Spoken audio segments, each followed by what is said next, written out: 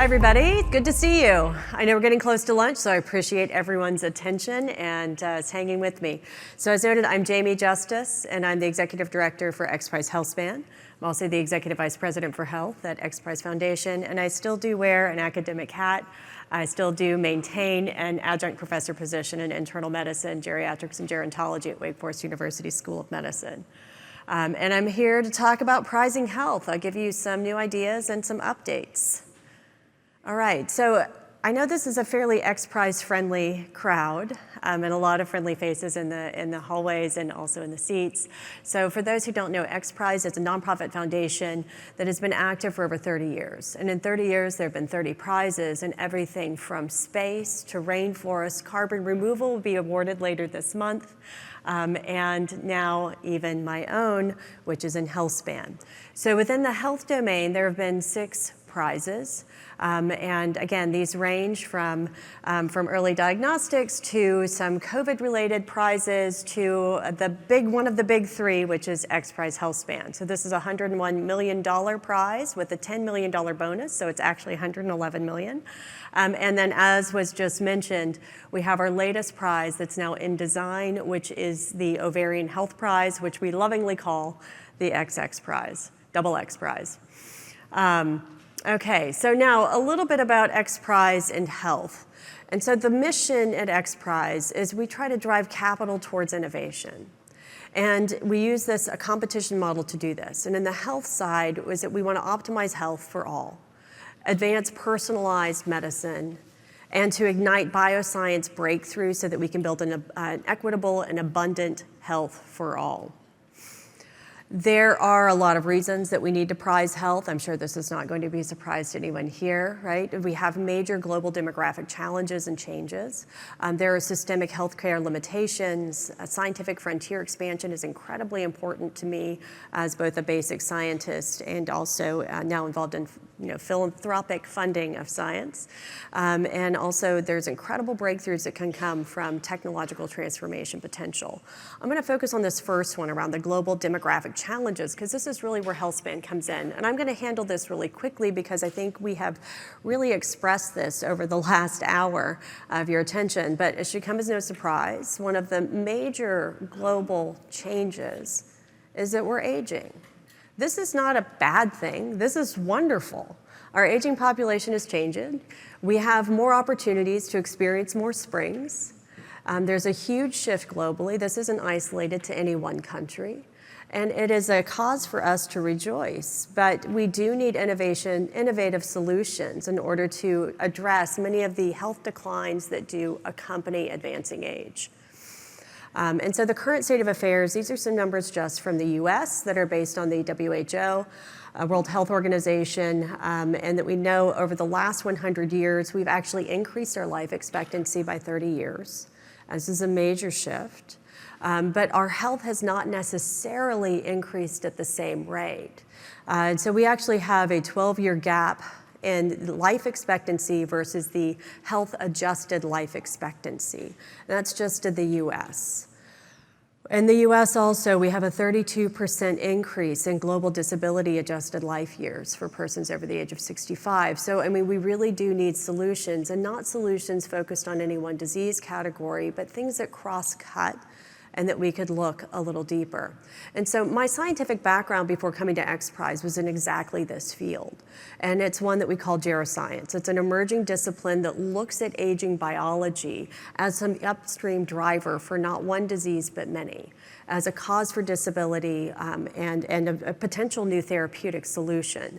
And so what we know from a lot of this work is that the biology of aging can be targeted by therapeutics, and then it could extend lifespan and health span, at least in animal models. And so the real challenge comes in trying to translate that into solutions that will work for humans.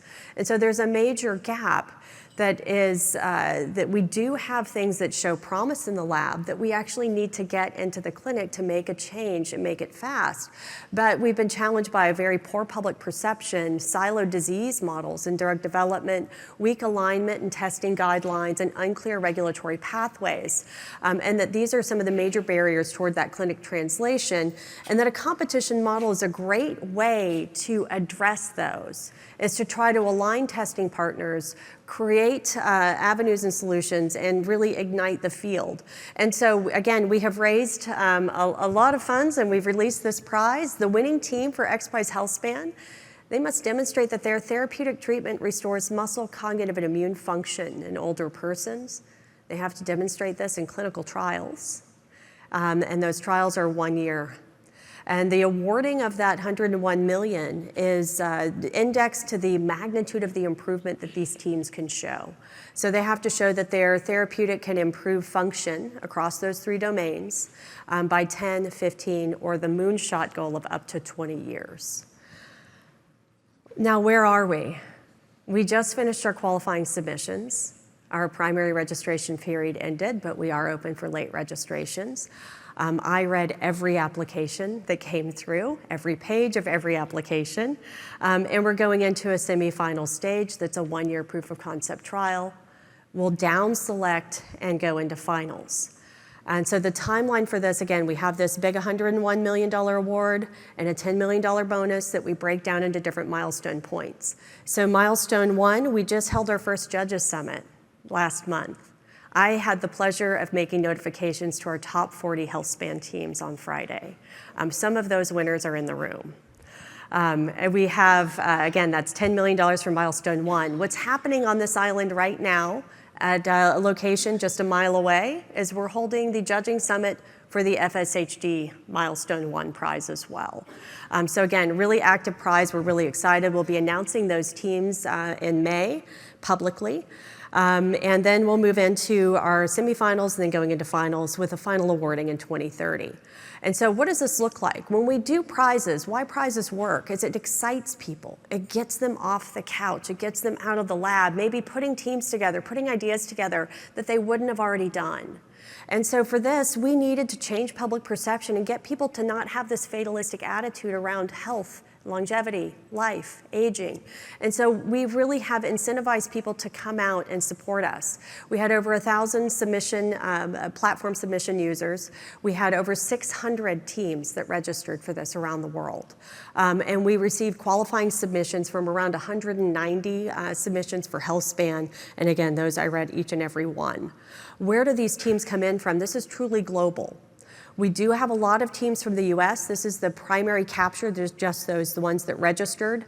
But we have US, we have China, Canada, India, Japan, UK, South Korea, Australia, Spain, Switzerland. In fact, out of those 600 plus teams, we had over 60 countries represented, which is really important for us to show that this is a thriving field. It's one that's ready to grow, and it's one that we're really happy that this competition served as a catalyst to get people talking and moving in the right direction. So what do these teams look like? Those that submitted their qualifying submissions, we have a lot of for-profit companies. These are early biotechs, these are startups, these are new teams. We also have some big pharma companies come in. We did have a couple of publicly traded companies. We have a lot of not-profit organizations, we have student teams, and we have universities. It's a great cross-section of who's really trying to innovate in this space. We also have them coming in with different ideas. And so these are different categories. We have drugs, biologics, devices. We have nutraceuticals, supplements, functional foods. We have exercise, lifestyle, and personalized and biomonitoring programs. And so with this, we can use a competition to try to change regulatory status. Is that these applications are coming in and hitting every desk at the FDA. And so we have to find some common solutions to talk about how are we going to regulate and test things and interventions for aging. And that's one of the things that a competition model can do. And this is hot off the presses. Apologies that the style of this graph is not like the others. I made it backstage just before coming on. These are our top 40 teams. I cannot release the names. If you want those, you're going to have to wait till May. But out of the top 40 teams, these are the solutions that are coming in. Some of these are clinics with multimodals. They've got exercise, lifestyle, circadian. We have groups testing nutraceuticals. We have stem cells. We have extracellular vesicles, epigenetic reprogramming, really novel immunotherapies, gene therapies, novel biologics, repurposed drugs, novel drugs, and even different devices for electrical stimulation or ultrasound. So again, it's a really exciting space. There are a lot of different solutions being proposed, and if you want to follow along, please do.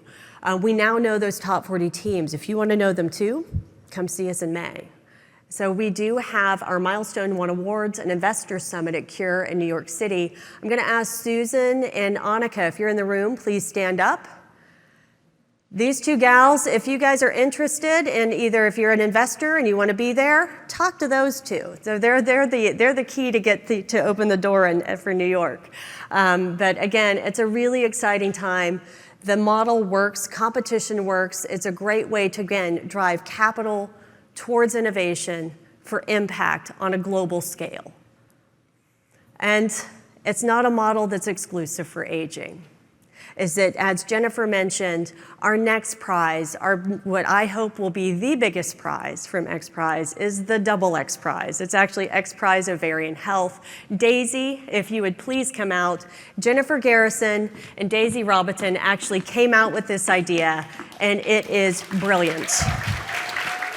Hi, everybody. Thank you so much. We are so thrilled to tell you about this prize. As Jennifer already mentioned, we know that the ovaries are essential to overall health and well-being. They're one of the most dynamic and important organs in the human body, not only to provide insights for female health, but of course for all of us. And at present, we don't have many ways to monitor their current function or have any interventions therapeutically or otherwise to improve their function over time.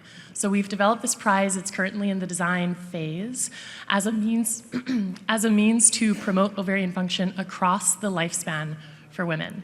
So thank you, Jamie. Thank you all for listening. Yep.